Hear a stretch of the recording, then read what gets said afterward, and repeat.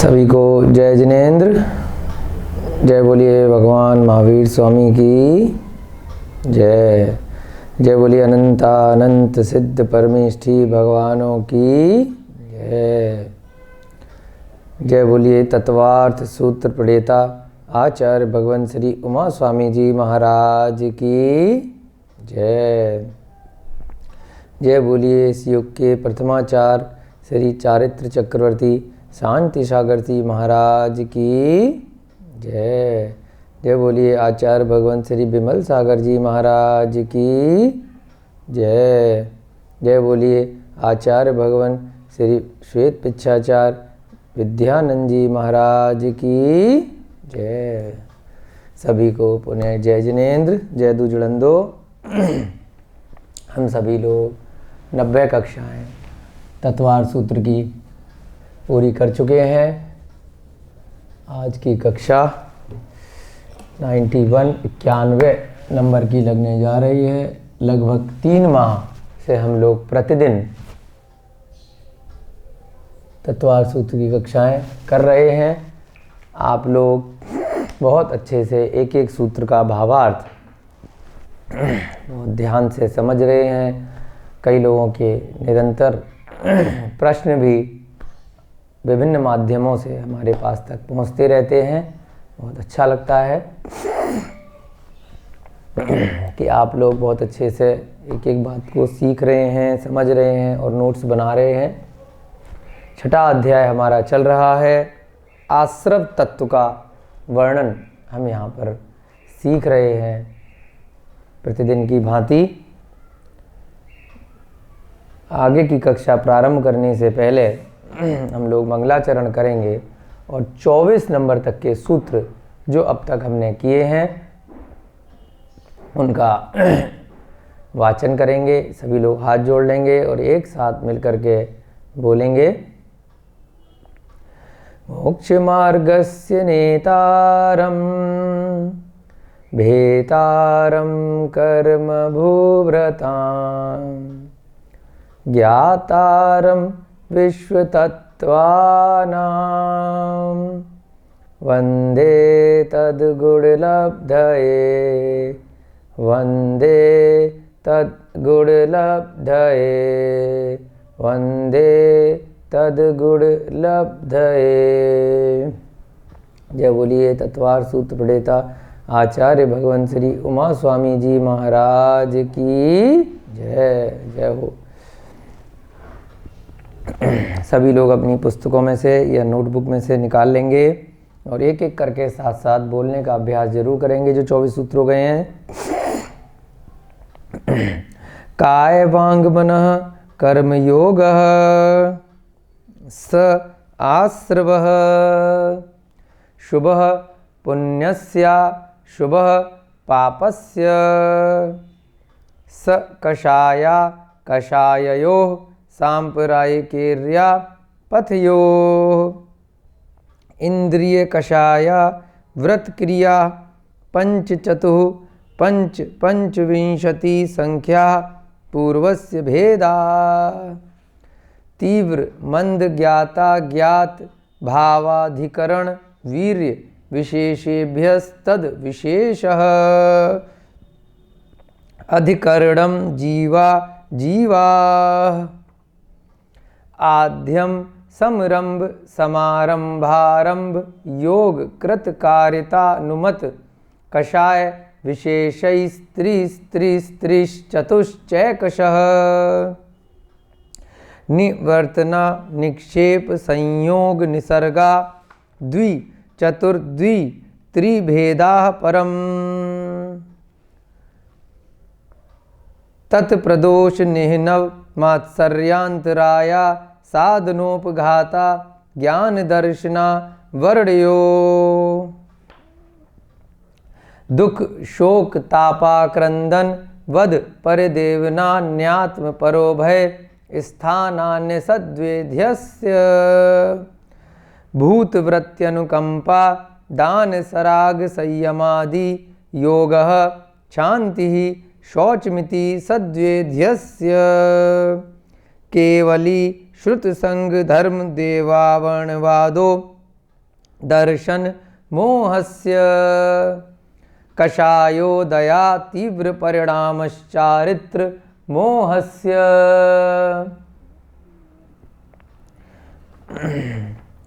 बहवारंभ परिघ्रत्वं नारकस्यायुषः माया तैरग योनस्य अल्पारंभ परिघ्रत्वं मानुषस्य स्वभाव मार्दवं च निःशीलवृतत्वं च सर्वेषां सराग संयम संयमा संयमा काम निर्जरा बाल तपासी देवस्य सम्यक्त्वं च योग वक्रता विसंवादनम चा शुभस्य नामनः तद विपरीतम शुभस्य दर्शन विशुद्धि विनय संपन्नता शील व्रतेषु नतिचारो वीक्ष ज्ञानोपयोग संवेगौ शक्ति तस्त्याग तपसी साधु समाधि वैयावृत्य कर्णम हृदाचार्य बहुश्रुत प्रवचन भक्ति रावश्यका परिहाड़ मार्ग प्रभावना प्रवचनत्वत्सलवती तीर्थंकरत्वस्य। इस प्रकार से हमारे 24 नंबर तक के सूत्र इस कक्षा में अब तक हमने किए।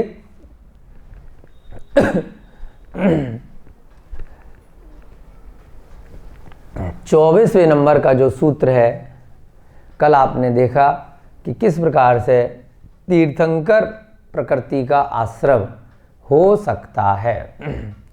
अब नामकर्म का वर्णन चल रहा है कि शुभ नामकर्म और अशुभ नामकर्म का आश्रव किस प्रकार से हो सकता है। तो शुभ में भी जो सबसे ज़्यादा शुभ नामकर्म है, जिसमें कि सबसे ज़्यादा उत्तम शरीर, उत्तम स्वर, उत्तम गोत्र इत्यादि मिलते हैं, वो कौन सा नामकर्म होता है? शुभ में भी सबसे शुभ जो नामकर्म है, सर्वोत्तम, वो तीर्थंकर नामकर्म होता है। तो उसके लिए आचार्य महाराज ने अलग से 24वें नंबर का सूत्र बनाया। उसमें 16 प्रकार के कारण बताए। यदि कोई जीव इन 16 कारणों को नित्य नियम से प्रति समय धारण करता है और अपने भावों के माध्यम से उसके आत्मा के परिणाम इसी में परिणमन करने लग जाते हैं, जो ये 16 बातें बताई गई हैं, तो अवश्य ही क्या हो सकता है कि वो तीर्थंकर भविष्य में या उसी भव में बन सकता है। अब उसी भव में कैसे बन जाएगा, तो आगे हम इसका जब भावार्थ लिखेंगे। यदि विधेय क्षेत्र का मनुष्य है तो उसी भव में भी वह तीर्थंकर बन सकता है। भरत और ऐरावत क्षेत्र का है तो उस भव में नहीं बन के भविष्य की पर्यायों में, भविष्य में दोबारा से मनुष्य पर्याय में जन्म लेगा और वहाँ वह तीर्थंकर बनेगा। तीर्थंकर की विशेषताएं आप सभी लोगों को पहले से भी बहुत अच्छे से पता हैं।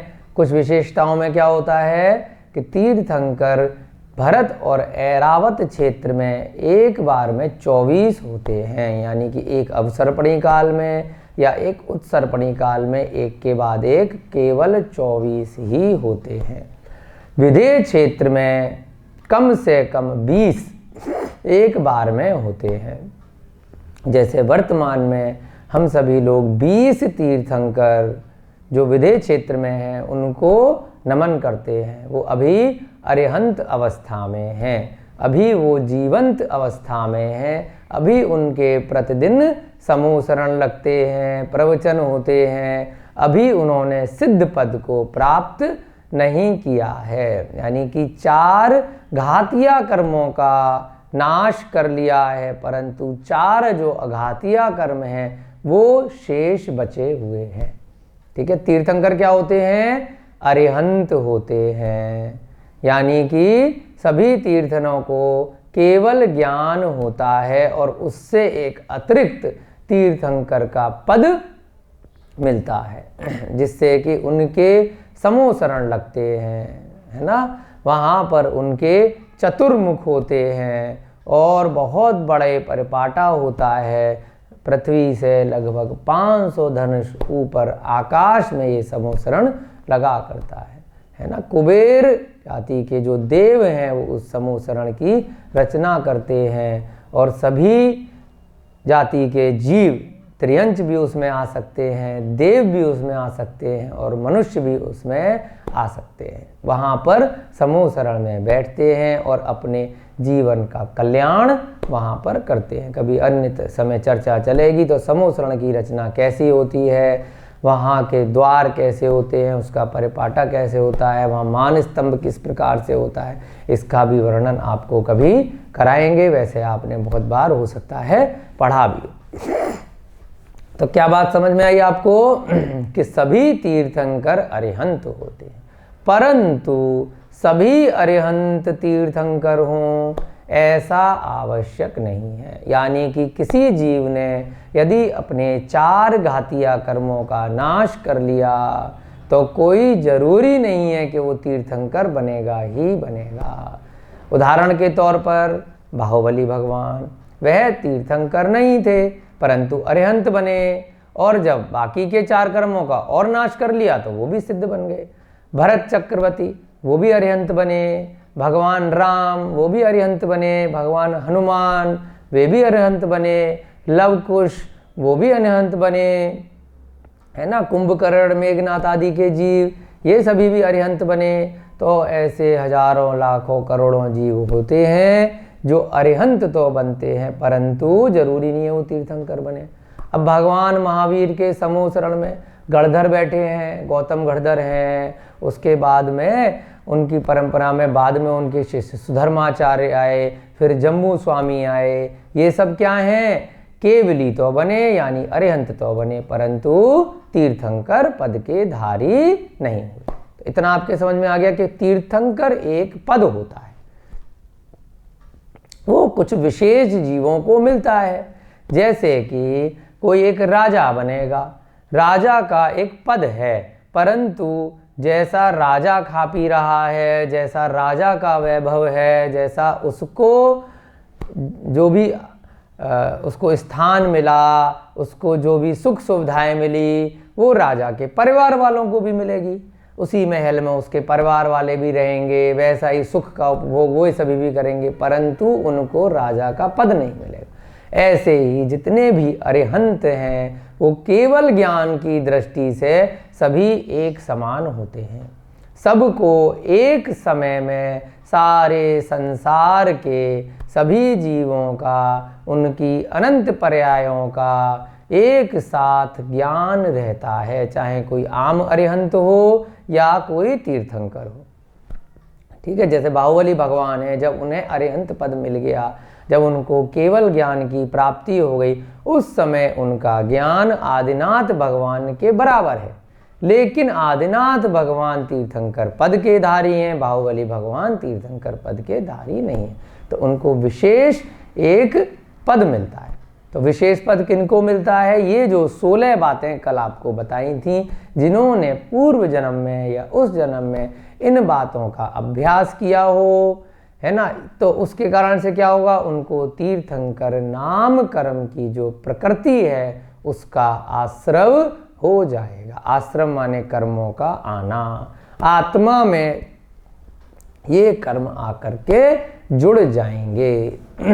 ठीक है, चलिए अब एक एक करके इनको समझेंगे। उससे पहले हमने 24वें सूत्र से पहले शुभ नामकर्म और अशुभ नामकर्म भी देखा था। शुभ नामकर्म हमने परसों की कक्षा में देखा था। योग वक्रता विसंवादनम चा अशुभस्य नामनः। योगों की कुटिलता, कोई व्यक्ति मन वचन काय से बहुत चालाक है, कुटिल है, वक्रता धारण किए हुए है, विसंवादनम यानी कि किसी को धर्म मार्ग पे जाने से रोकता है, तो उसे अशुभ नामकर्म का आश्रय होता है। और इसके विपरीत हमने 23वां सूत्र कल देखा, तद विपरीतम शुभस्य नामनस्य, यानी कि जो योगों में सरलता को धारण करता है, किसी को धर्म मार्ग में जाने के लिए प्रेरित करता है या निमित्त बनता है या ऐसा स्थान क्षेत्र का निर्माण इत्यादि करता है जिससे वहाँ पर लोग आएं, धर्म मार्ग में प्रवृत्ति करें, आचार्यों मुनि महाराजों इत्यादि में वैयावृत्ति इत्यादि वो करे जिससे धर्म मार्ग में वह सहयोगी बने। तो क्या होता है, भविष्य के लिए वह जीव अपने लिए शुभ नाम कर्म का आश्रव करता है। फिर हमने 24वां सूत्र देखा, एक बार पुनः इसको पढ़ेंगे देख देख करके। दर्शन विशुद्धि विनय संपन्नता शील व्रतेश वनतिचार्यो भीक्षण ज्ञानोपयोग संवेगौ शक्ति तस्त्याग तपसी। शक्ति तस्त्याग तपसी साधु समाधि वैयावृत्ति करणम अरहदाचार्य बहुश्रुत प्रवचन भक्ति रावश्यका परिहाड़ी मार्ग प्रभावना प्रवचन वत्सलत्व मिति तीर्थंकरत्वस्य। इन्हीं को कल आपको बताया था कि 16 कारण भावनाएं भी बोला जाता है। एक एक का हमने संधि विच्छेद किया। यहां से क्या बना, दर्शन विशुद्धि, और इसमें क्या बना, ये आपके विसर्ग लग गया। क्यों लग गया विसर्ग, क्योंकि यहां पर ये रा लगा हुआ है आगे भी के ऊपर। फिर विनय संपन्नता, ये दूसरी है भावना। फिर शील व्रतेषु अनतिचारो, शील व्रत हम पिछले सूत्रों में पढ़ के आए हैं। शील माने जो शिक्षा व्रत, गुण व्रत हैं, व्रत माने जो अणुव्रत इत्यादि धारण किए हैं उनका अनतिचार रूप से पालन करना। फिर अभीक्ष्ण ज्ञानोपयोग, उसके बाद हमने देखा संवेगौ से क्या बना, अभीक्ष्ण यहाँ से लिया, अभीक्ष्ण संवेगौ। फिर क्या बना, शक्ति तस त्याग, यहाँ से छठा वाला शक्ति के अनुसार त्याग करना। फिर तपसी, तो तपसी के लिए क्या लिया, शक्ति तस तपसी, शक्ति के अनुसार तप करना। फिर साधु समाधि, यहाँ हमने विसर्ग लगाया क्योंकि वाक्य ऊपर रा लग रहा है, किसी साधु की समाधि में सहभागी बनना। फिर वैयावृत्ति करणम, यहाँ से हमने माँ तक लिया, वैयावृत्ति करने में सहयोगी बनना किसी भी साधु इत्यादि की। फिर यहाँ से अरहद के साथ में भक्ति, क्या बना, अरहत भक्ति, क्योंकि र लग रहा है। फिर यहाँ से क्या बना, आचार्य भक्ति। फिर क्या बना, भक्ति इसमें भी लेंगे, बहुश्रुत भक्ति। फिर क्या देखा, प्रवचन भक्ति। उसके बाद र इधर हटा दिया तो क्या बन गया यहाँ पर, आवश्यका परिहाणी। आवश्यका परिहाणी, जो साधु इत्यादि के या श्रावकों के 6 आवश्यक होते हैं उनका समय से पालन करना, उसे क्या बोलते हैं, आवश्यका परिहाणी। फिर क्या बना, यहाँ पर विसर्ग लग गया क्योंकि माँ के ऊपर रा लग रहा था। मार्ग प्रभावना, जो जिनेंद्र भगवान द्वारा बताया हुआ मार्ग है उसकी प्रभावना करना, उसको ज़्यादा से ज़्यादा लोगों को अपने कृत कारित अनुमोदना के माध्यम से उसका प्रचार प्रसार करना, प्रवचन इत्यादि देना, स्वाध्यायों को स्वाध्याय करना, धर्म ग्रंथों का आगे लोगों को कराना, किसी भी तरीके से जिन धर्म की प्रभावना हो उसमें सहभागी बनना। और अंतिम क्या है, 16वां, प्रवचन वत्सलत्वमिति, यानी कि प्रवचन वत्सलम इति, प्रवचन वात्सल्य। जैसे कि प्रवचन किसे बोलते हैं, जो जिनेंद्र भगवान द्वारा कहे गए वचन हैं उन्हें प्रवचन कहा जाता है, उनमें वात्सल्य रखना। जैसे गाय और बछड़े का प्रेम होता है वैसे जिनेंद्र भगवान की बातों पर, उनके प्रवचनों पर पूर्ण श्रद्धान रखना। तीर्थंकरत्वस्य, तीर्थंकर नाम प्रकृति का आश्रव होता है। ठीक है, चलिए आपने बहुत अच्छे से इनको समझ लिया। अब एक एक करके इनको लिखेंगे और हम, ये वाला सूत्र बहुत इम्पोर्टेंट सूत्र है। अगर आपने आज से ये प्रण कर लिया कि इनमें से 16 में से कोई भी एक बात आप अपने जीवन में अमल कर पाए तो वह दिन दूर नहीं कि हम लोग जिन तीर्थंकरों का प्रतिदिन नाम लिया करते हैं, उनकी वंदना किया करते हैं, भविष्य की पर्यायों में हम स्वयं के जीव को भी उसी समोसरण में विराजमान पाएंगे। तो इसलिए हमें इन भावनाओं का हमेशा ध्यान करना है, निरंतर चिंतन करना है और जितना यथा योग्य समय मिले हमें आचरण भी करना है। जो बातें यहाँ पर बताई गई हैं उनको हमेशा अपने जीवन में हमें उतारना है। तो कभी भी वो जो 2/3 वाला जो भाग है, 2/3 वाला, तो उस समय अगर ये भावनाएं आप भा रहे होंगे तो आप अवश्य रूप से क्या बन सकते हैं? तीर्थंकर बन सकते हैं। आदिनाथ भगवान का उदाहरण आता है। जब आदिनाथ भगवान अपने पूर्व जन्म में कहीं आहार दे रहे थे अपनी पत्नी श्रीमती जी के साथ में, तो क्या हो गया? उसी समय आहार देते समय उनकी भावनाएं इतनी ज़्यादा निर्मल हो गई कि उनको स्वयं के लिए, जबकि वो किसी तीर्थंकर को आहार नहीं दे रहे थे एक मुनि महाराज को, परंतु उनके लिए क्या हो गया कि तीर्थंकर का आश्रय हो गया। ऐसे ही राजा श्रेणिक जो थे, जबकि उन्होंने नरक का भी आश्रय कर लिया था और फिर भी तीर्थंकर महावीर के समूह शरण में बैठ कर के इतनी विशुद्धि उनके व्यवहार में, उनकी आत्मा में आई कि उनको भी क्या हो गया? भविष्य के लिए तीर्थंकर का आश्रय हो गया। ऐसे ही श्री कृष्ण जी के साथ भी हुआ। जब उन्होंने आहार के लिए औषध दान दिया, वैयावृत्ति के अंदर माना गया, तो उसमें भी उनको भविष्य के लिए तीर्थंकर का आश्रय हो गया। ऐसे ही रावण का भी उदाहरण आता है, लक्ष्मण का भी उदाहरण आता है। ऐसे बहुत सारे जीवों के उदाहरण आते हैं कि जरूरी नहीं है वो किसी तीर्थंकर को कुछ कर रहे हों, उस समय किसके अंदर होना चाहिए? उनको केवली, श्रुत केवली के पाद मूल में भी वो बैठे हैं और वहाँ पर उनको ऐसे ऐसे यदि उनको भावनाएं हो रही हैं तो क्या होगा कि वो स्वयं के लिए अगले भव में तीर्थंकर का आश्रय कर लेंगे। तो हमें क्या करना है? हमेशा निरंतर ऐसी भावना करनी है। जब ऐसी भावना करोगे तो कम से कम आम केवली तो बनी जाओगे। कहते हैं ना, ज़्यादा जब सोचना ही है मन में तो ज़्यादा से ज़्यादा सोचो, छोटा क्यों सोचो? अधिक से अधिक सोचेंगे तो क्या सोच सकते हैं? तीर्थंकर की सोचो, वैसी भावना करो, है ना। लेकिन पद की लालसा से भावना नहीं करनी कि मुझे बहुत नाम मिलेगा, मैं तीर्थंकर बनूंगा, मेरे इतने सारे करोड़ों जीव मेरे सेवक बन जाएंगे। जहाँ ऐसी भावना कर ली तो सारे भाव बेकार हैं।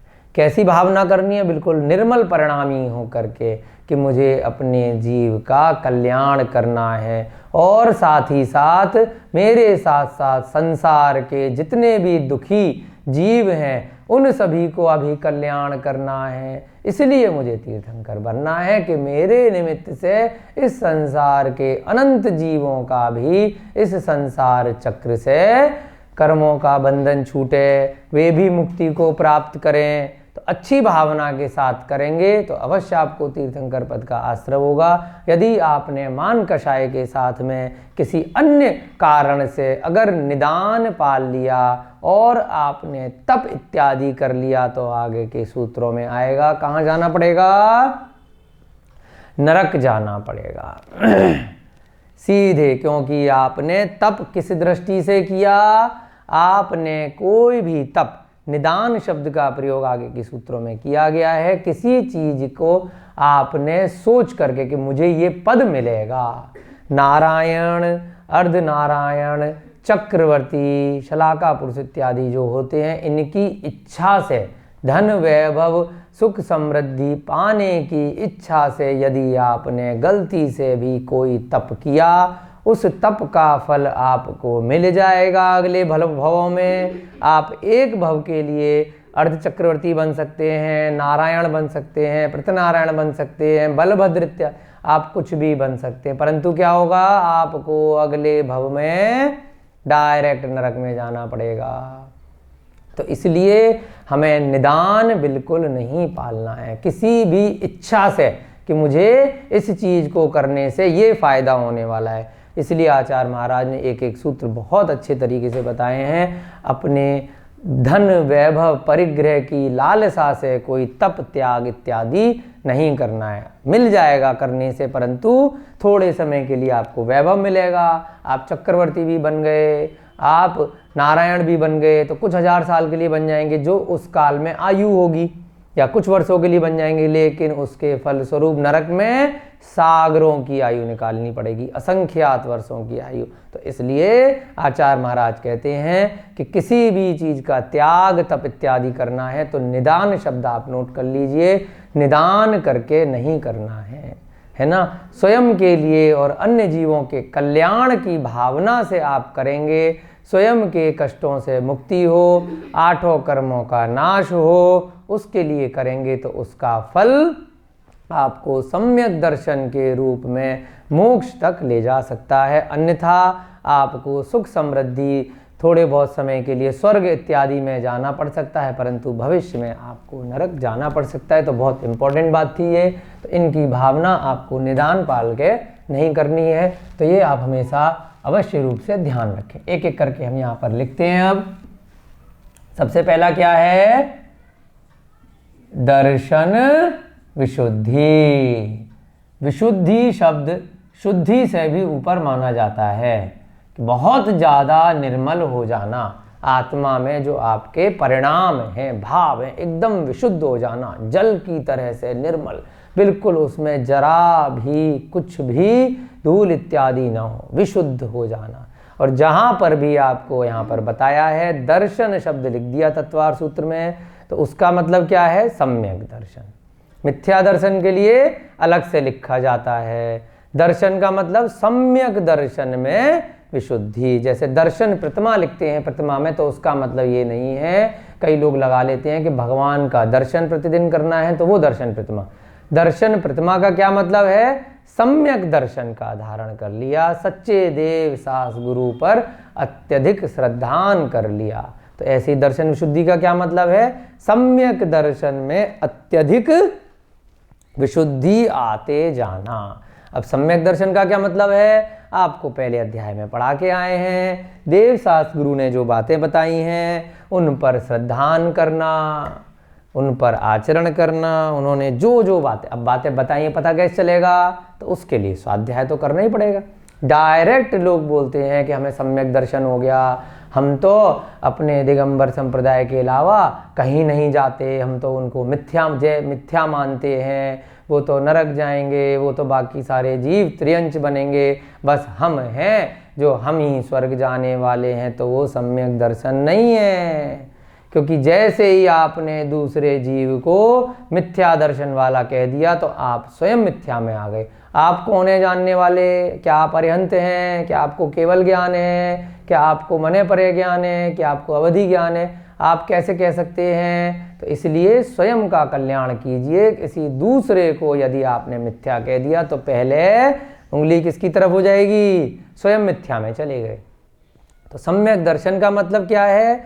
सबसे पहले आपको सम्यक ज्ञान प्राप्त करना पड़ेगा। तीनों चीज़ें जुड़ी हुई हैं, उसी से आपको पता चलेगा कि सम्यक दर्शन होता क्या है। जब तक आप, या तो आपकी आत्मा की इतनी विशुद्धि है कि आपको पूर्व भवों से, आपको हमने पहले अध्याय में पढ़ा था निसर्गज और अधिगमज, या तो आपको अपनी आत्मा से इतना ज्ञान है, निसर्गज अधिगमज आपने पढ़ा था ना, दूसरे के द्वारा बताए से, या स्वयं से। स्वयं से ही ज्ञान है तो कोई बात ही नहीं है। स्वयं से नहीं है तो आपको स्वाध्याय करना पड़ेगा, गुरुओं का, शास्त्रों का, अपने जो साधर्मी भाई हैं उनका आश्रय लेकर के आपको सम्यक ज्ञान प्राप्त करना पड़ेगा। फिर आप सम्यक दर्शन में परिणति कर सकते हैं कि सम्यक दर्शन होता क्या है। और केवल पढ़ना से मतलब नहीं है, आपको आचरण करना पड़ेगा प्रति समय। तो दर्शन विशुद्धि का मतलब सम्यक दर्शन में निरंतर विशुद्धि आते जाना, है ना, निरंतर। बहुत अच्छे से हम ये समझेंगे क्योंकि ये 16 सूत्र आपके जीवन का बहुत अच्छे से कल्याण कर सकते हैं। इसको आपको प्रतिदिन भाना है। केवल 10 लक्षण के आगे पीछे जो 16 कारण भावनाओं के व्रत किए जाते हैं, केवल उन दिनों को नहीं बहाना है। उन दिनों में तो विशेष रूप से आपको बहाना ही है, पूरे वर्ष प्रति समय प्रतिदिन इन भावनाओं का आपको निरंतर चिंतन करते रहना है। निरंतर विशुद्धि यानी कि निर्मल परिणाम होते जाना। और सम्यक दर्शन का क्या मतलब है? सच्चे देव शास्त्र गुरु, सच्चे देव। यहां पर देव का क्या मतलब है? अरिहंत भगवान, सिद्ध भगवान, जिनवाणी, है ना, शास्त्र में जो उनके द्वारा बताए गए श्रुत ज्ञान है। सच्चे देव शास्त्र गुरु पर अत्यंत श्रद्धा होना और किसी अन्य जीव को अपनी तरफ से मिथ्या नहीं कहना कि ये जीव तो मिथ्या वाला है ना। वो जो है अपने कर्मों से है। आप स्वयं का जीव देखिए, किसी दूसरे को दोषारोपण नहीं करना सबसे पहले, है ना। क्योंकि दूसरा वाला जीव है, उसने जैसा अध्ययन किया गया होगा वो आपको मिथ्या वाला बोलेगा, आप उसको मिथ्या वाला बोलोगे और दोनों ही क्या हो जाएगा? दोनों ही मिथ्या में चले जाओगे। तो ऐसे कार्य हमें नहीं करना। जो जैसा कर रहा है वैसा ठीक है। हमें हमारे जो सम्यक ज्ञान रूपी जो जिनेंद्र भगवान द्वारा बताए गए निर्दोष शास्त्र हैं उनका अध्ययन करना है और उस पर आचरण करना है। सिंपल। सच्चे देव शास्त्र गुरु पर अत्यंत श्रद्धान होना। एक दिन के लिए नहीं होना, ना 1 घंटे के लिए जितनी देर मंदिर जा रहे हैं, हर समय होना है ना। तभी तो तीर्थंकर का आपको आश्रय होगा। चलिए अगला लिखते हैं दूसरा, विनय संपन्नता। विनय संपन्नता, अत्यधिक क्या होना? विनय संपन्न होना, यानी कि विनयशील होना। किनके प्रति? जिन्होंने किसी भी प्रकार से सम्यक दर्शन, सम्यक ज्ञान, सम्यक चारित्र को धारण किया हुआ है।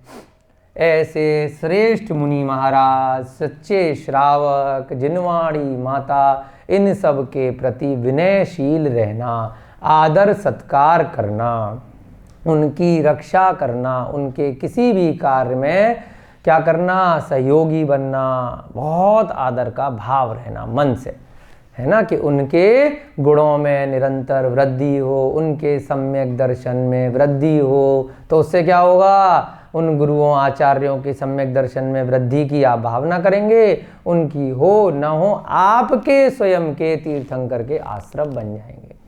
और अकेली दर्शन विशुद्धि इतनी ज़्यादा बड़ी है कि केवल एकमात्र दर्शन विशुद्धि की भावना से ही आपको तीर्थंकर का आश्रय हो सकता है अपने आप में। सबसे, इसलिए इसको सबसे पहले लिया। दूसरी कौन सी? विनय संपन्नता। सम्यक दर्शन, सम्यक ज्ञान, सम्यक दर्शन, सम्यक ज्ञान, सम्यक दर्शन ज्ञान तथा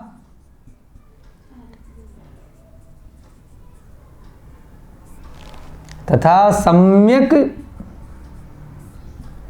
चारित्र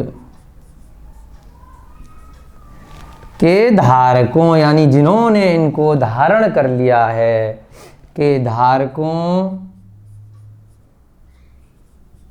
धारकों माने जिन्होंने इनको अंगीकार कर लिया है, धारण कर लिया है, जो निर्दोष चर्या से इनका पालन कर रहे हैं, है ना। आप स्वयं नहीं कर पा रहे, फिर भी क्या करना? आपने इनके प्रति विनय रखना। धारकों तथा कोई भी ऐसा कारण है, तथा कारणों, इनके जो कारण हैं जिनसे ये सम्यक दर्शन, सम्यक ज्ञान, सम्यक चारित्र की उत्पत्ति होती है, के प्रति अत्यंत विनय का भाव रखना, विनय संपन्न होना।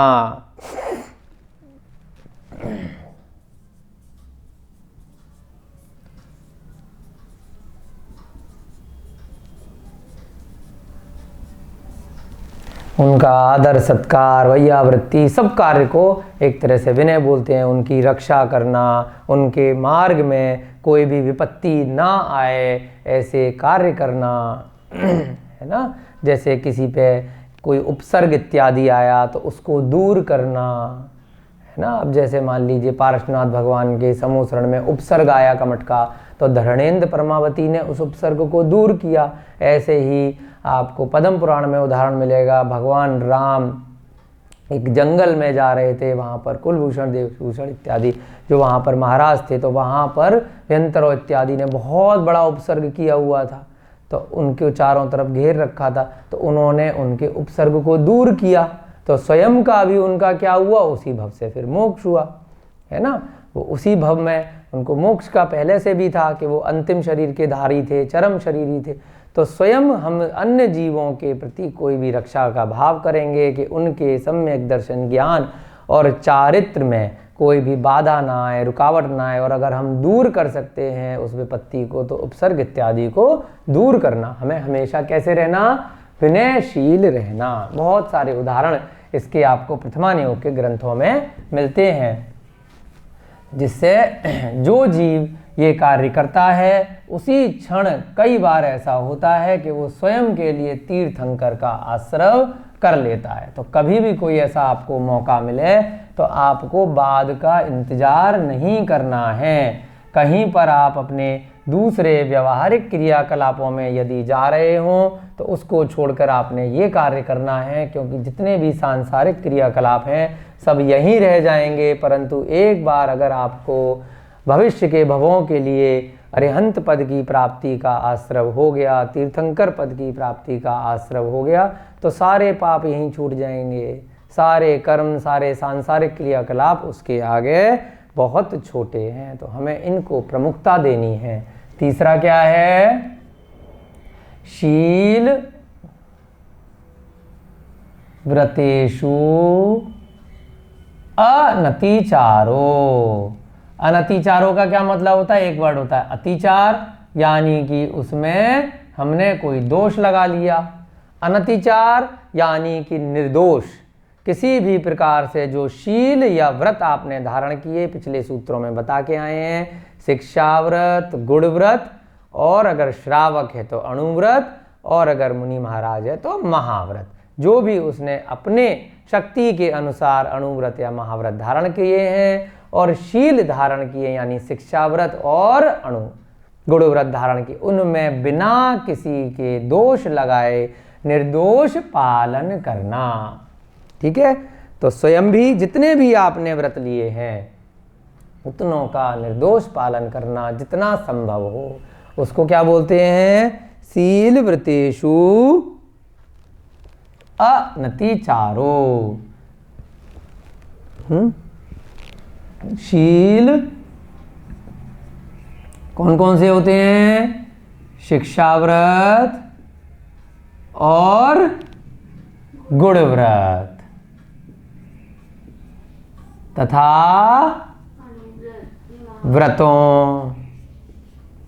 व्रतों में अगर श्रावक है तो अणुव्रत, और अगर महाव्रती है तो महाव्रत। व्रतों का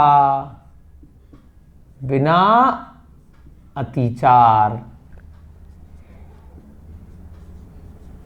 यानी कि निर्दोष,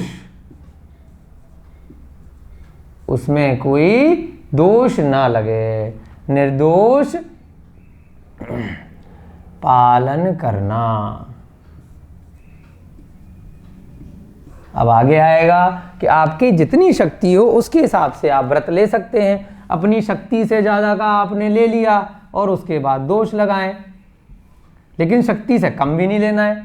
आपकी शक्ति है कि आप पूरे दिन भूखे रह सकते हैं और फिर भी आप उससे कम ले रहे हैं। आपकी शक्ति है कि आप 1 करोड़ रुपया दान कर सकते हैं धर्म कार्यों में इत्यादि, लेकिन फिर भी आप खाली 1 रुपया दान कर रहे हैं। तो शक्ति के अनुसार तत्व और शक्ति के अनुसार दान, आगे के भी उसमें आएगा तब बताएंगे।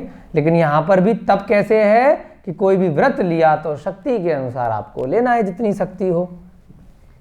आपको अपनी जीव की लालसा को कम करना है। अगर आपने सम्यक दर्शन का धारण कर लिया, विश्वास तो कर लिया, लेकिन आगे का आचरण कुछ भी नहीं कर रहे हैं, तो फायदा क्या? कुछ तो आपको करना चाहिए। चौथा क्या है?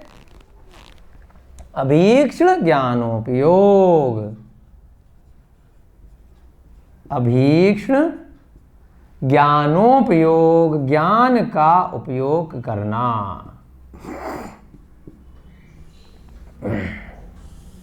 चलिए, क्या मतलब हुआ इसका? निरंतर ज्ञान में उपयोग लगाते रहना। अब जैसे ही ज्ञान लिख दिया तो क्या मतलब हो गया? जैसे दर्शन लिखा था तो सम्यक दर्शन, यहां ज्ञान का क्या मतलब है? सम्यक ज्ञान, है ना। तो जहां पर भी इधर अगर मिथ्या की बात करेंगे तो अलग से लिखेंगे, अदरवाइज अगर खाली ज्ञान लिखा है तो क्या मतलब है? सम्यक ज्ञान में निरंतर, अभीक्ष्ण माने बिना रुके हुए, उपयोग लगाते रहना। कोई भी सांसारिक क्रियाकलाप हैं, चाहे आपने व्रतों को धारण कर लिया, चाहे महाव्रती बन गए, आप सांसारिक बातों में अगर लिप्त रह रहे हैं तो उस समय क्या कर रहे हैं? आप कहीं ना कहीं कुछ ना कुछ दोष लगा रहे हैं। तो इसलिए क्या कहा? तीर्थंकरत्व का आश्रय किसको होगा? जो अभीक्ष्ण, बिना रुके हुए किसी भी माध्यम से ज्ञान में उपयोग लगा रहा है, यानी कि अपनी आत्मा का निरंतर चिंतन कर रहा है। मेरे पूर्व कर्मों की कैसे निर्जरा हो, कैसे मुझे इस संसार से मुक्ति मिले, उसका निरंतर चिंतन कर रहा है। जितने भी समय बाकी के कोई भी जीव आए उनको क्या कर रहा है? धर्म का, सम्यक धर्म का प्रवचन दे रहा है। अगर कोई नहीं है तो स्वयं का स्वाध्याय कर रहा है, यह स्वाध्याय नहीं तो उनको ग्रंथों की रचना कर रहे हैं, लिख रहे हैं। वह भी नहीं कर रहे तो अपने ध्यान अवस्था में निरंतर चिंतन कर रहे हैं। तो यानी कि कभी भी कोई भी समय व्यर्थ में सांसारिक बातों में, पांचों इंद्रियों के विषयों में नहीं लगा रहे, तो उनको क्या होगा? तीर्थंकरत्वस्य, तीर्थंकर नाम प्रकृति का आश्रय होगा। कभी भी कोई कार्य ऐसा नहीं करना जिससे कि सम्यक ज्ञान के विपरीत आचरण होवे। क्या मतलब हुआ इसका? निरंतर सम्यक ज्ञान का चिंतन करते रहना। निरंतर सम्यक ज्ञान का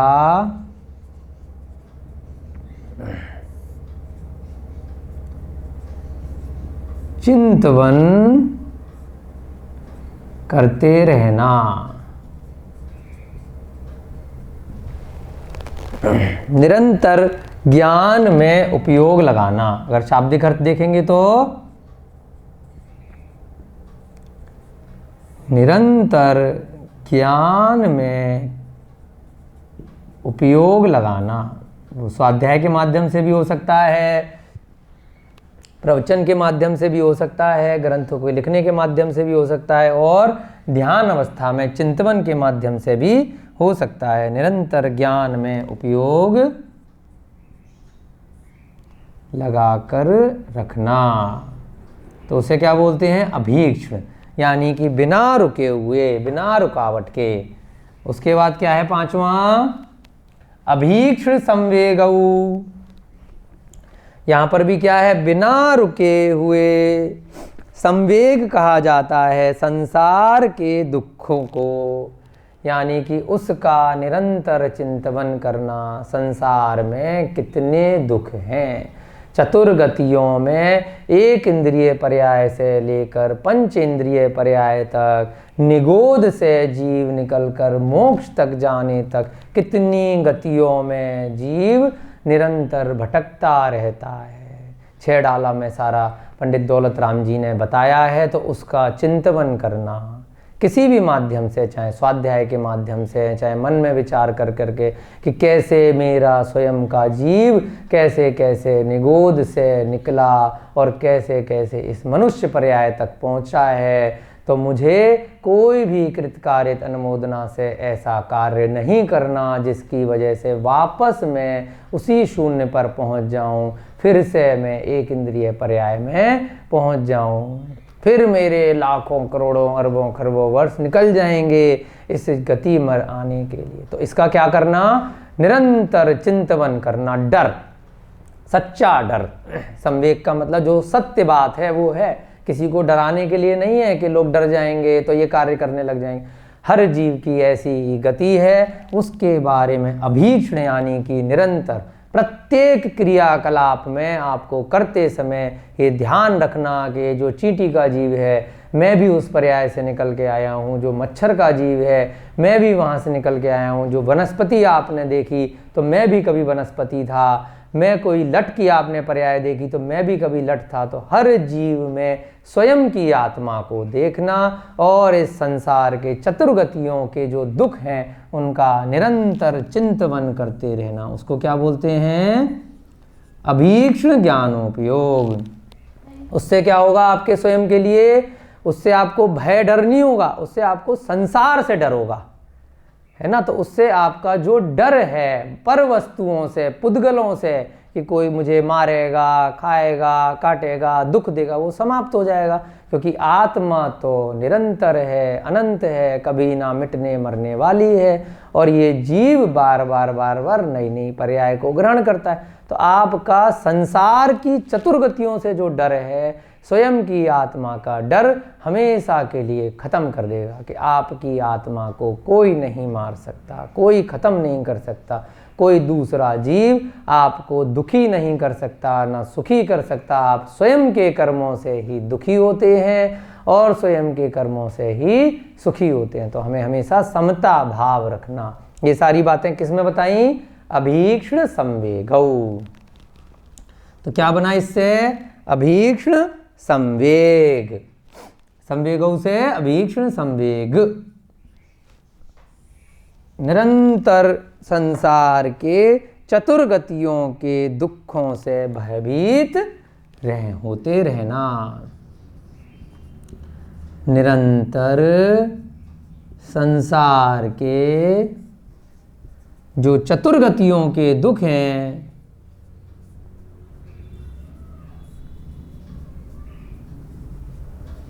ये 16 कारण भावनाएं हैं। आगे के अध्याय में आचार्य महाराज ने जो 12 भावनाएं हैं, जो उसके ऊपर आपने बहुत सारी कविताएं भी देखी हैं, राजा राणा छत्रपति इत्यादि, तो वो 12 भावनाएं भी आगे आएंगी, तो उसका भी वर्णन हम करेंगे कि एक एक भावना हमें किस प्रकार से भानी है। बहुत अच्छे से 10वें अध्याय में सारी चीज़ें आचार्य उमाचार्य महाराज ने कवर की गई हैं। तो अभी 6ठा अध्याय चल रहा है, अभी 4 अध्याय इसके बाद और हैं। तो 12 भावनाएं अलग होती हैं, उनका भी हम लोग चिंतन इसी प्रकार से आगे के अध्यायों में करेंगे। निरंतर संसार के वहाँ पर भी इनमें से कई बातें आएंगी, उनका भी हमें हमेशा चिंतन करना है। चतुर्गतियों के दुखों से भयभीत रहना।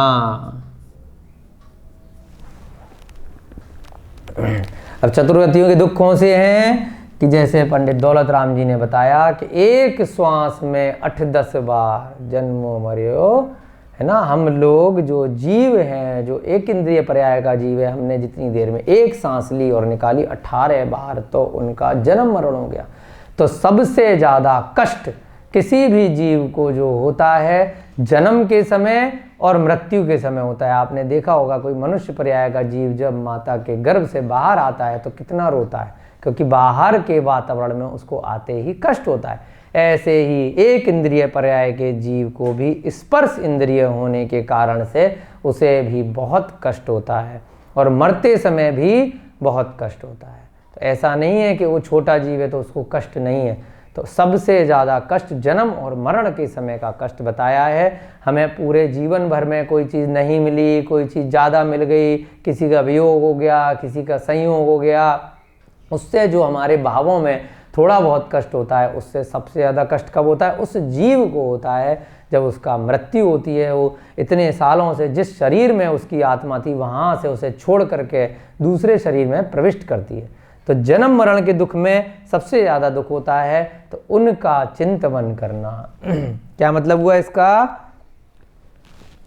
जन्म मरण के दुख, जन्म मरण के तथा चारों गतियों के दुखों का चिंतन करना। जन्म मरण के तथा चारों गतियों के दुखों का निरंतर चिंतवन या चिंतन करना, उसे क्या बोलते हैं? अभीक्ष्ण संवेग, अभीक्ष्ण संवेगौ। उसके बाद क्या आया? शक्ति तस त्याग, जितनी शक्ति हो उसके अनुसार किसी भी वस्तु का, धन का, वैभव का त्याग करना। त्याग करने से कभी भी आपको कोई कमी नहीं रहेगी, है ना। यहाँ पर कभी भी परिग्रह नहीं बताया कि इकट्ठा करना, क्या बताया? जितना है उसको त्याग करना। उससे क्या होगा? आपकी टेंशन कम होगी, चीज़ें कम होंगी, परिग्रह कम होगा। निरंतर शक्ति के अनुसार त्याग आदि में प्रवृत्ति करना। पहले आपके पास धन वैभव कम था, उसके बाद आपका समय के अनुसार बढ़ता गया, तो फिर भी आप पुराने जितना ही त्याग दान इत्यादि देते रहे, नहीं। आपकी शक्ति अगर बढ़ रही है तो आपको ज़्यादा करना है, आपकी शक्ति कम हो रही है तो आपको कम करना है। कल की कक्षा के लिए एक पीयूष भैया का प्रश्न आया था तो उनका क्या प्रश्न था कि हम अनर्थ दंड व्रत का धारण करना चाहते हैं परंतु सारी बातें नहीं कर सकते। तो इस सूत्र से, इस वाले जो यहाँ पर पॉइंट है, उससे उनकी समस्या का समाधान होता है कि जितनी शक्ति हो, जितना यथासंभव हो, जिस स्थान पर आप रह रहे हो उसके अनुसार आप अपनी इच्छा से त्याग इत्यादि किसी भी चीज़ का कर सकते हैं। कोई भी व्रत आप धारण कर सकते हैं। महाव्रत धारण किया है तो आपको निर्दोषचर्या का पालन करना है, और समय काल के हिसाब से चीज़ें कम ज़्यादा होती रहती हैं। पहले चतुर्थ काल में ज़्यादा शक्ति थी, वर्तमान में पंचम काल में शक्ति कम है, तो इसीलिए आचार्यों ने पंचम काल में एकल विहार के लिए भी मना किया है मुनि महाराजों को। शमशान इत्यादि में जा कर के अपने तप इत्यादि करने के लिए भी मना किया है, क्योंकि वर्तमान में क्या है कि शक्ति कम है। तो आचार्यों ने समय के अनुसार श्रेणी प्रत्येक स्थान पर बनाई है। तो अभी जैसे वर्तमान में आपकी जितनी शक्ति हो उसके अनुसार आप तप त्याग इत्यादि कर सकते हैं। कोई भी व्रत जो शील व्रत हैं आपने धीरे धीरे उनमें बढ़ाते जाना है। आपने पहले कुछ थोड़े समय के लिए लेना है, फिर उसको बढ़ाना है, फिर उसमें अगर कोई अत्याचार न लगे तो आप उसको बढ़ाइए, अपनी शक्ति को धीरे धीरे बढ़ाइए, अपने ज्ञान को बढ़ाइए। उस प्रकार से आप कोई भी व्रत, चाहे अनर्थ दंड व्रत हो, परिग्रह परिमाण व्रत हो, है ना, या अन्य कोई भी आपके व्रत हो, आप उस प्रकार से धारण कर सकते हैं। तो क्या मतलब है छठे वाले सूत्र का?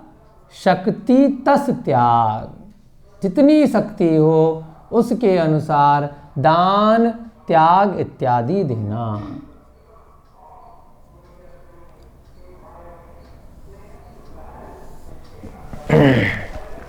शक्ति से कम भी नहीं होना चाहिए, शक्ति से भी दान नहीं होना चाहिए। निरंतर शक्ति के अनुसार दान त्याग इत्यादि में प्रवृत्ति करना।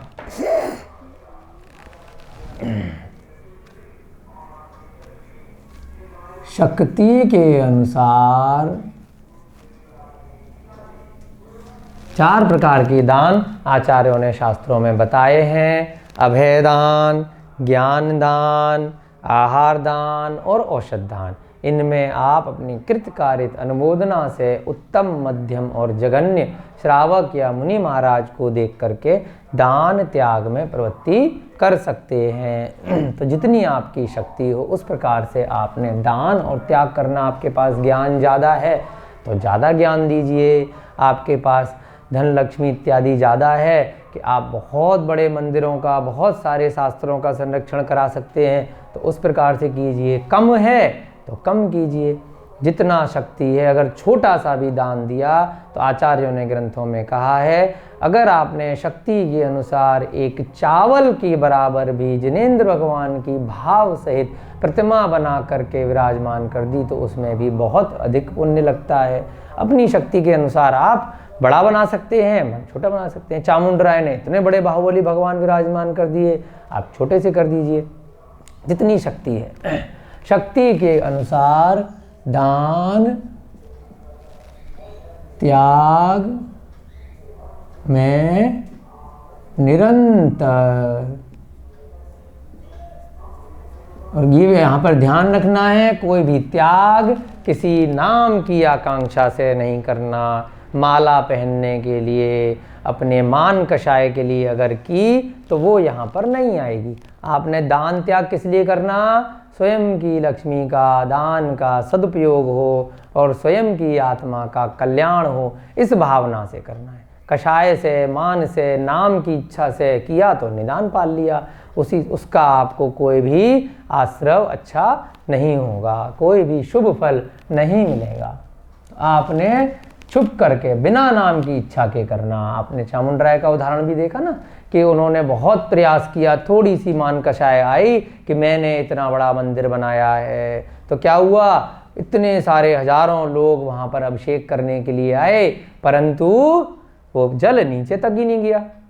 फिर उनकी कषाय को ख़त्म करने के लिए देवी को बुढ़िया का रूप लेना पड़ा, और उसने वहाँ से जब छोटी सी लुटिया से कलश किया तो नीचे तक जल की धारा आ गई। तो क्यों आई? क्योंकि मान कषाय। इसलिए आपको कोई भी बड़ा से बड़ा कार्य करें, लेकिन कोई भी कषाय लोभ नहीं करना है, नाम की इच्छा नहीं करनी है। शक्ति के अनुसार दान, कभी ममत्व नहीं आना कि ये मैंने बनाया, मैंने किया, ऐसे विचार मन में नहीं लेके आने हैं। त्याग में निरंतर प्रवृत्ति होना। अगला क्या है? शक्ति तस तपसी। तो क्या बना? शक्ति के अनुसार तप करना, व्रत लेना, ध्यान लगाना, उपवास करना, कोई भी तप किसके अनुसार करना? कि जितनी शक्ति हो उसके अनुसार तप करना, है ना।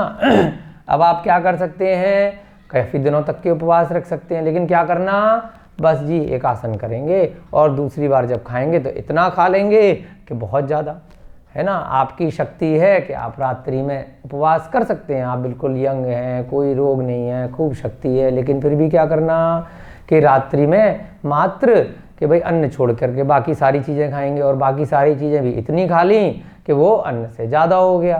तो ऐसे उपवास का कोई ज़्यादा फायदा नहीं है, लेकिन फिर भी छोटा छोटा है, शुरुआत करने के लिए कर सकते हैं। उसको धीरे धीरे आपने आगे अपनी शक्ति जैसे बढ़ती जाए तो अपने तप को निरंतर बढ़ाना।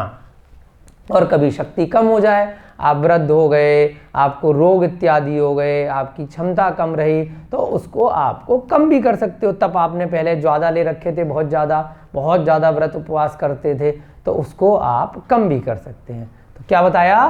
शक्ति तस तप, शक्ति के अनुसार तप करना। तपसी से क्या बना? शक्ति तस तप, यानी कि निरंतर शक्ति के अनुसार तप करना, गृहस्थ हो चाहे निर्ग्रंथ हो, दोनों के लिए। शक्ति के अनुसार तप करना, ये दोनों के लिए है। गृहस्थ श्रावक वो भी तप कर सकता है अपनी शक्ति के अनुसार, वो घर में रह के तप करेगा तो उसका कम है ना। तथा कोई मुनि है, आर्यिका है, अपनी शक्ति के अनुसार।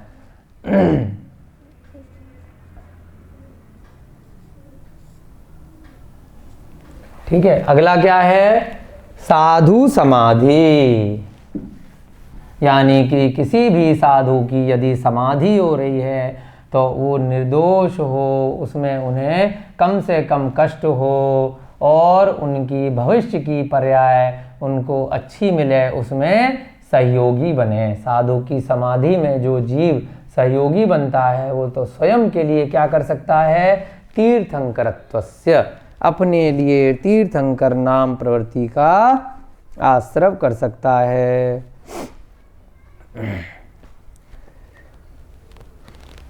है ना। साधु समाधि।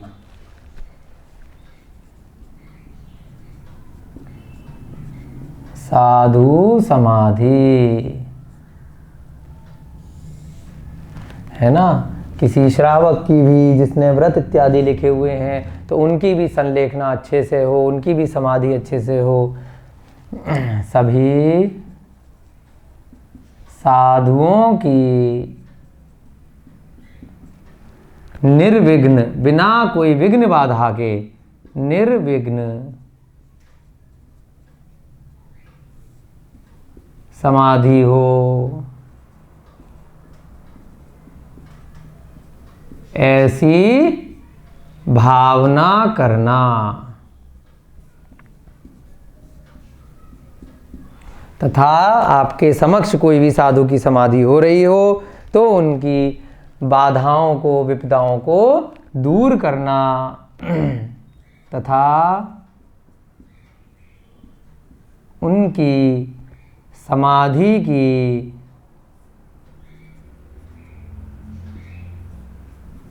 सभी बाधाओं, विपदाओं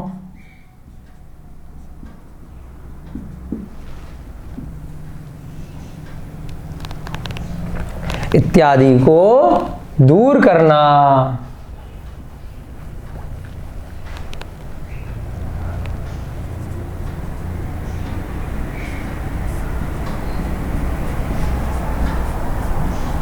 उसे क्या बोलते हैं? साधु समाधि। अगला क्या है? वैयावृत्तिकरणम। ठीक है, वैयावृत्तिकरणम, इसको यहां पे लिख लेते हैं है ना। ये आपने नोट कर लिया है। अगला यानी कि 9वें नंबर का वैयावृत्तिकरणम। किसी भी साधु को क्या करना? उनके रोग इत्यादि दूर करना, उनके निर्दोष चर्या के पालन में कोई उपकरण इत्यादि चाहिए, कभी कोई पीछी चाहिए, कमंडल चाहिए, कहीं पर ऐसे स्थान पर हैं जहाँ पर उनके ठहरने की व्यवस्था नहीं है, उस व्यवस्था को करना, उनको आहार की व्यवस्था करना, उनके प्रवचन की व्यवस्था करना, उनके तबीयत खराब ना हो तो उसके लिए वहाँ पर पर्याप्त प्रबंधन करना। तो उस सबको क्या बोलते हैं? वैयावृत्तिकरणम। ठीक है, 9वें नंबर का वैयावृत्तिकरणम।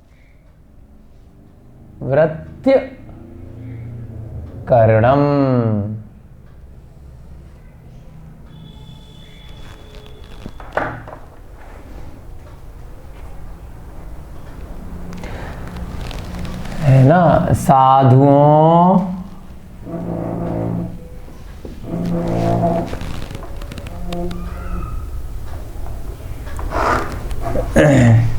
साधुओं के रोग आदि दूर करना, उनकी साधना अच्छी हो, इसके लिए क्या करना? उनकी सेवा करना।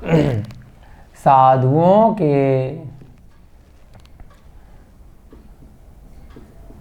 रोगों को दूर करने के लिए, करने हेतु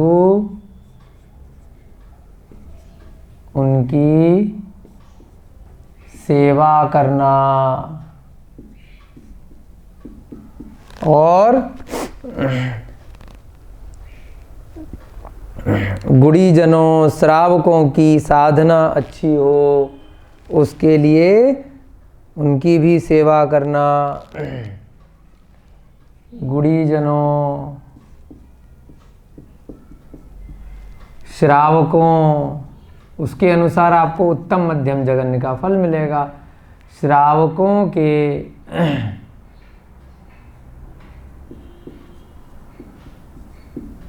गुणों में वृद्धि की भावना से या उनकी संलेखना अच्छी होवे, उसमें क्या करना? उनकी भी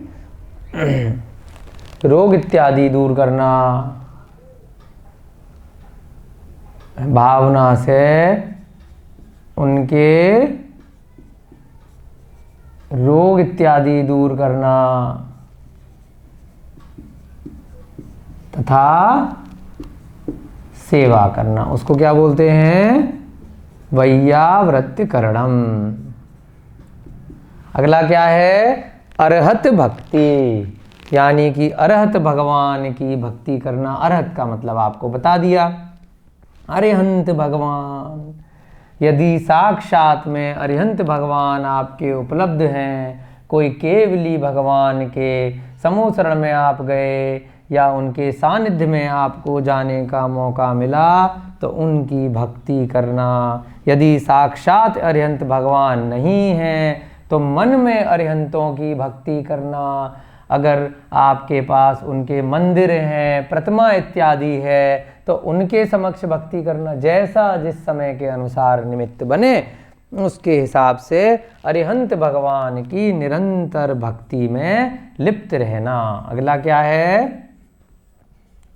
अरिहत भक्ति, जिन्होंने अपने 4 घातिया कर्मों का नाश कर लिया है, ऐसे केवली भगवान को क्या कहते हैं? अरिहंत भगवान। अरिहंत भगवान की मन वचन काय से भक्ति में लिप्त रहना। अरिहंत भगवान की निरंतर भक्ति का मतलब क्या है? भगवान ने जो धर्म का मार्ग बताया है उसका अनुसरण करना। ये नहीं कि खाली उनकी पूजा तो कर ली और उनके बताए गए मार्ग पर बिल्कुल भी नहीं चल रहे, है ना, मंदिर में ही युद्ध लड़ रहे हैं, कषाय कर रहे हैं, अन्य अन्य प्रकार से, तो ऐसी भक्ति का कोई फायदा नहीं है। भक्ति का मतलब क्या है?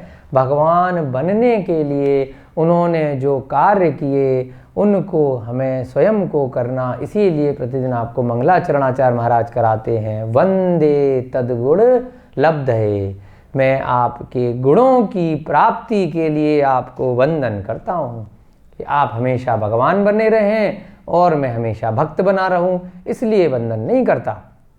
किस लिए वंदन करता हूँ? कि हे प्रभु, जैसे आप भगवान बने तो मैं भी आपके गुणों की प्राप्ति करूं, मेरा भी इस संसार से ये चक्र टूटे और मुझे भी अरिहंत का पद मिले, तीर्थंकर का पद मिले, है ना। अरिहंत भगवान की निरंतर भक्ति करना, उनके गुणों की प्राप्ति के लिए। किस लिए भक्ति करना? उनके गुणों की, वंदे तद्गुण लब्धये, है ना, उनके गुणों की। ये चारों प्रकार की जो भक्ति हैं ये सब किस लिए कर रहे हैं? मैं भी हे आचार्य महाराज, मैं भी आपकी तरह से गुणकारी बनूं। हे बहुश्रुत के धारी, हे गुरु महाराज, मुझे भी शास्त्रों का बहुत ज्ञान हो। हे प्रवचन जो अरिहंत भगवान ने दिए हैं, मेरे को भी वह सारे प्रवचन कंठस्थ हो, मुझे भी वह सारा ज्ञान प्राप्त हो। इन भावनाओं के साथ करना है, उनके गुणों की प्राप्ति के लिए भक्ति करना। अगला क्या है? 11वें नंबर का आचार्य भक्ति। आचार्यों के गुणों की प्राप्ति के लिए उनकी भक्ति करना। आचार्य कौन होते हैं? जो मुनि संघ के लीडर होते हैं, जो अन्य मुनियों को क्या देते हैं? व्रत देते हैं, उनको दीक्षा देते हैं, उनको संस्कार देते हैं, उनके कोई दोष लग गए तो उनको प्रायश्चित देते हैं। वे सभी क्या होते हैं? आचार्य कहलाते हैं। आचार्य मुनि महाराजों की भक्ति में निरंतर लिप्त रहना, है ना। आचार्य मुनि महाराजों की, जो संघ के लीडर होते हैं, आचार्य मुनि महाराज की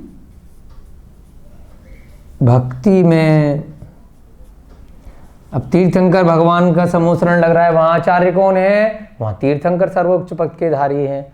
छोटे छोटे मुनि संघ हैं, जैसे आपने भद्रबाहु आचार्य का नाम सुना, सुधर्माचार्य का नाम सुना। तो जो अपने अपने संघ के जो हेड हैं वर्तमान में, जैसे बहुत सारे आचार्य संघ हैं, तो उनके जो मेन हेड हैं तो उनको क्या बोलते हैं? आचार्य मुनि महाराजों की भक्ति में लिप्त रहना या लीन रहना।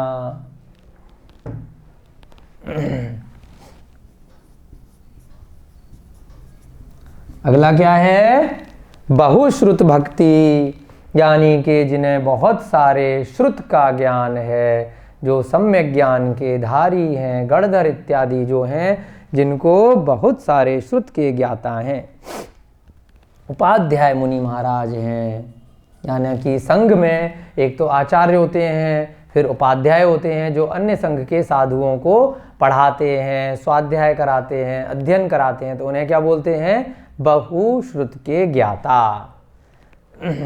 बहु, क्योंकि उनके सम्यक ज्ञान से ही सभी में सम्यक दर्शन आता है, वो अपने चारित्र का धारण करते हैं, तो इनको विशेष बोला जाता है जिनवाणी के ज्ञाता।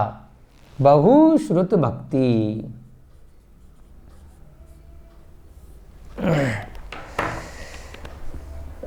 श्रुत के ज्ञाता अर्थात उपाध्याय मुनि महाराज की बहुत भक्ति में लीन रहना। बहुश्रुत ज्ञाता अर्थात अभी क्या है, कई बार आप देखते हैं किसी को भी उपाध्याय की उपाधि दे दी जाती है। उपाध्याय संघ में होते हैं जो ओरिजिनल होते हैं, यानी कि उसी संघ में कोई आचार्य होंगे, कोई उपाध्याय होंगे, कोई अन्य मुनि महाराज होंगे। यानी उपाध्याय का मेन काम क्या होता है? जो ज्ञान का अर्जन करते हैं और अन्य मुनियों इत्यादि को संघ में कराते हैं। तो यहाँ उपाध्याय का अर्थ उनसे है। बहुश्रुत ज्ञाता अर्थात उपाध्याय मुनि की भक्ति में लीन रहना। भक्ति में लीन का क्या मतलब है? कि हमें भी ऐसे ज्ञान की प्राप्ति हो, उनके ज्ञान में और वृद्धि हो, उनके ज्ञान को बढ़ाने के लिए ग्रंथ इत्यादि उपलब्ध कराना, है ना। भक्ति में लीन रहना। उसके बाद क्या है? प्रवचन भक्ति। अगला 13वें नंबर का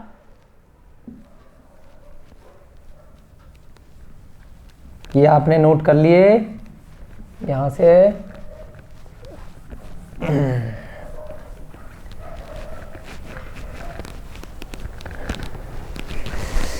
चलिए 13वें नंबर का क्या है?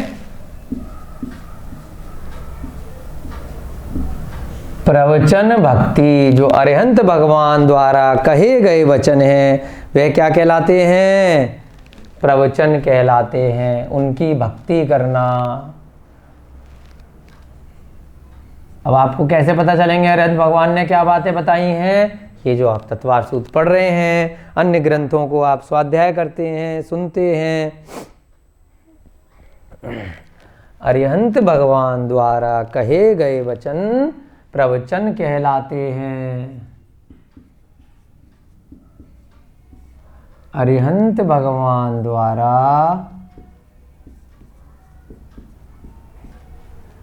प्रतिपादित, यानी कि कहे गए वचन प्रवचन कहलाते हैं। अब वो किस में होते हैं? जो जिनवाणी है, जो शास्त्र है, जो ग्रंथ हैं, उनकी भक्ति करना। अर्थात वो किस में लिपिबद्ध है वर्तमान में? अर्थात शास्त्र, ग्रंथ, जिनवाणी इत्यादि की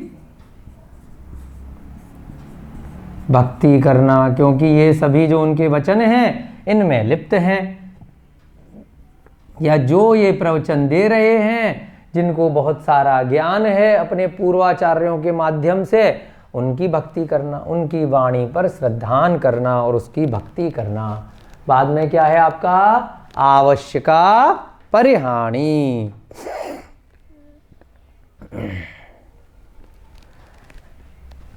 आवश्यका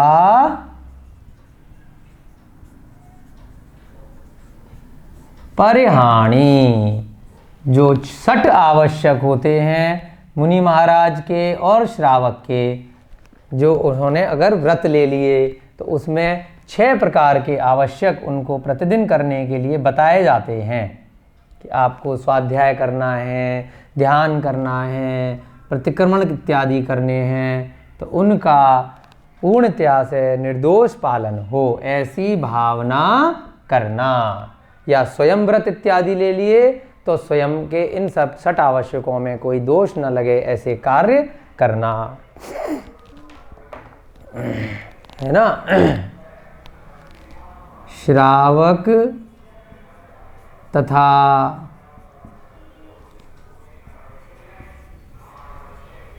मुनि महाराज के जो योग्य हैं, दोनों के अलग अलग हैं। मुनि महाराज के योग्य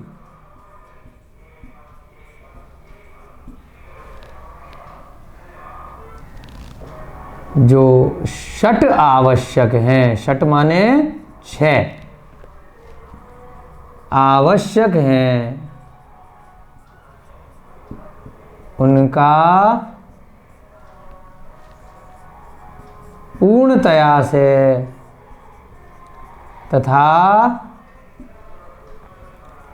निर्दोष पालन करना, स्वयं के लिए पालन करना तथा अन्य भी पूर्णतया से पालन करें ऐसी भावना करना। अन्य भी पूर्णतया से उनका पालन करें ऐसी भावना करना कि हमारा भी पालन हो और बाकी सभी ने जिन्होंने भी कोई भी व्रत इत्यादि लिए हैं उनका भी पूरी तरह से पालन हो ऐसी भावना करना। उसे क्या बोलते हैं? आवश्यका परिहानी। फिर 15वें नंबर का क्या है? मार्ग प्रभावना। जिनेंद्र भगवान द्वारा बताया गया मार्ग सच्चा मार्ग है, उसका प्रचार प्रसार करना, उसमें निमित्त बनना। मार्ग यानी कि मोक्ष मार्ग, मार्ग प्रभावना। जिनेंद्र भगवान द्वारा बताए गए मोक्ष मार्ग की प्रभावना करना।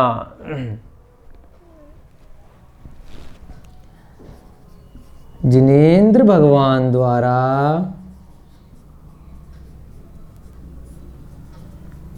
मार्ग का मतलब जैसे दर्शन का मतलब सम्यक दर्शन, तो मार्ग का मतलब कौन सा मार्ग? कहीं जाने का मतलब नहीं, मोक्ष मार्ग।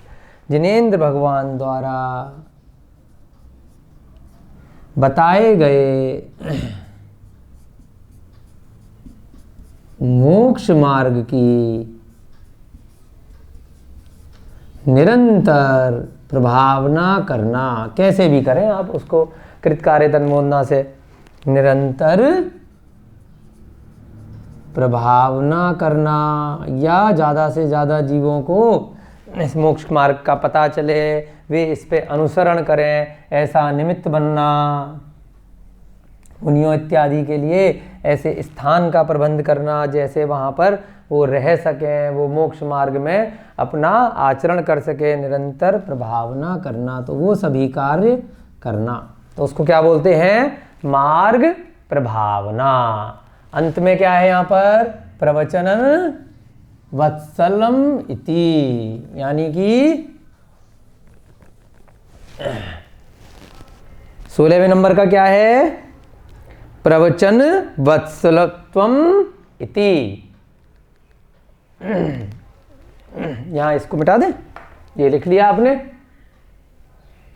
और ये वाला मिटा देते हैं, ये मिटा देते हैं यहाँ से 6ठे नंबर का। चलिए आखिरी है 16वें नंबर की भावना। प्रवचन वत्सलत्वम, यानी कि इसका मतलब क्या है, वात्सल्य इति। प्रवचन वत्सलत्वम इति, तो क्या बना इससे, प्रवचन वात्सल्य। इसकी हिंदी करी तो क्या बना, प्रवचन वात्सल्य। प्रवचन वत्सलम इति से, यानी कि प्रवचनों में वात्सल्य रखना। प्रवचन का मतलब जो अरिहंत भगवान द्वारा कहे गए वचन हैं उनमें अत्यधिक वात्सल्य, प्रेम भाव रखना, उन पर संपूर्ण श्रद्धान करना।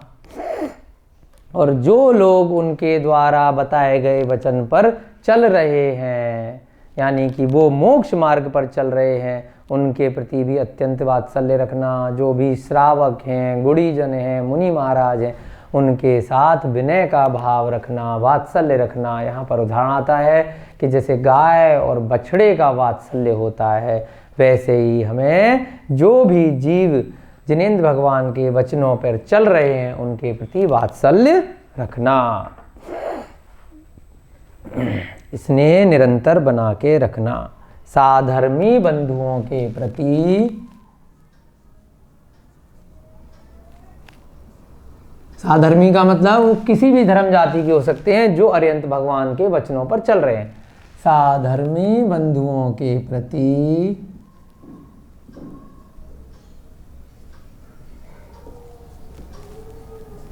गाय बछड़े के समान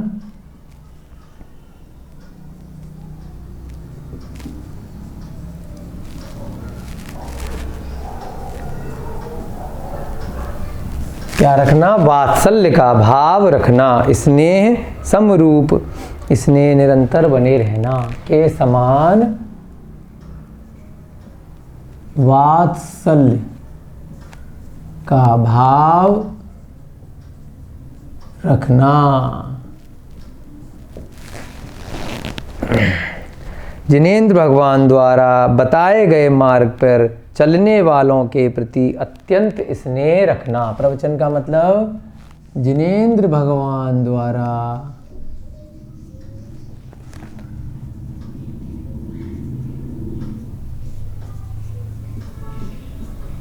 कहे गए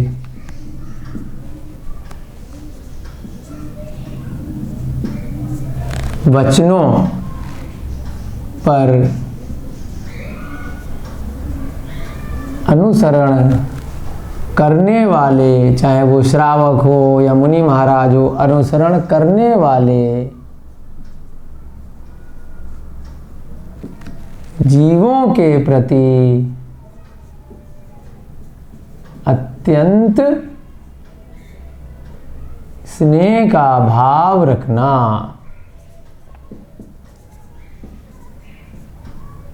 उसको क्या बोलते हैं, प्रवचन वत्सलम इति। और अंत में जो शब्द है तीर्थंकरत्वस्य, वो 16 नंबर नहीं आएगा क्योंकि 16 की गिनती वहीं तक है। तो ये अंत में लिखा तीर्थंकरत्वस्य, यानी कि ये सभी कार्य करने से क्या होता है, तीर्थंकर नाम कर्म प्रकृति का आश्रव होता है। अंत में क्या शब्द आया, तीर्थंकरत्वस्य।